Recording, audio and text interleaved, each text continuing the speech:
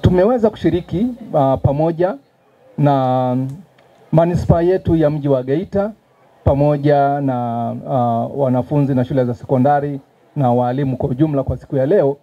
Hii ikiwa ni moja ya kuadhimisha siku za mazingira duniani. Zoezi hili la kuadhimisha siku ya mazingira duniani hatujalianza leo.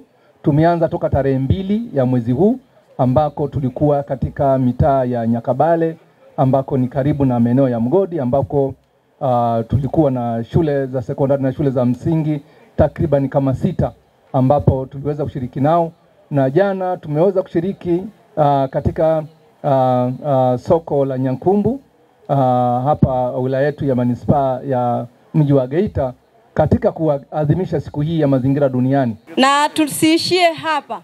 Unajua kuna wengine wanatunza mazingira wakiwa hapa, lakini wakifika nyumbani hajui hata kufyeka, hajui kufanya kazi yoyote. Akiambiwa na mama kakate kuni, ni kweli anaenda kukata kuni.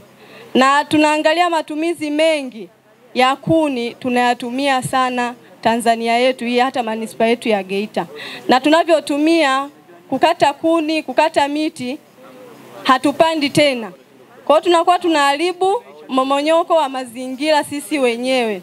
Na tunapokuwa tukipanda miti mashuleni, tukipanda miti sehemu mbalimbali, tuitunze. Tusipoitunza hatutakuwa tumeendeleza kuadhimisha. Yaani tunapokuwa tunaadhimisha mazingira, tunakuwa kama vile hatufanyi lolote. Tunaadhimisha, tunacheza, tunaimba, lakini tunakuwa hatutunzi mazingira.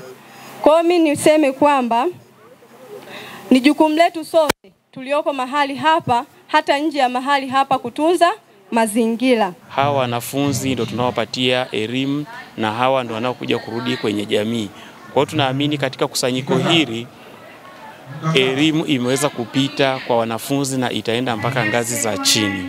Huu mpango wa GGM ni mpango mzuri ambao umeletwa kwa ajili ya kutusaidia kutunza na kuelewa madhara ya uharibifu wa mazingira. Mimi nilikuwa sielewi madhara ya ukataji wa miti ambao ni uharibifu wa mazingira, kwamba ungeweza kuleta mmomonyoko wa ardhi kwenye mazingira yetu, kwani nilielewa kwamba ukataji wa miti tu ni kitu ambacho ni cha kawaida, lakini kwa sasa nimeelewa ukataji wa miti unaweza kupelekea mmomonyoko wa ardhi na kuleta athari kwenye mazingira. Kwa mimi leo nimetoka na kitu bora ambacho naweza nikakifanyia kazi ili nikaendelee kutunza na kulinda mazingira ili nisipate madhara ambayo nimepata kuyaelewa kutoka kwenye huu mpango. Mpango wa GGM ni mzuri sana kwa sababu wametuamsha. Kwanza tulikuwa hatujui kama kuna miti ambao wanaipanda na wanaitoa kwa wananchi bure. Kwa hiyo program ambao wametuletea siku ya leo imetusaidia sisi kujua kwamba kuna miti ambao wenyewe wanaipanda ambao tunaweza kuichukua tukapanda maeneo mbalimbali ambao inaweza kusaidia sisi kupamba mazingira yetu vizuri. Kwa mimi nilichojifunza kwa siku ya leo ni matumizi ya nishati bora ambao kwa hapa wamesisitiza sana tutumie makaa ya mawe kwa huko mashuleni kwetu, na hata matumizi ya gesi ambayo yani yanaweza kusaidia sisi katika kuhifadhi mazingira yetu vizuri, ili tusitumie hizi nishati zingine kama vile kuni au mkaa ambazo zinaharibu mazingira yetu.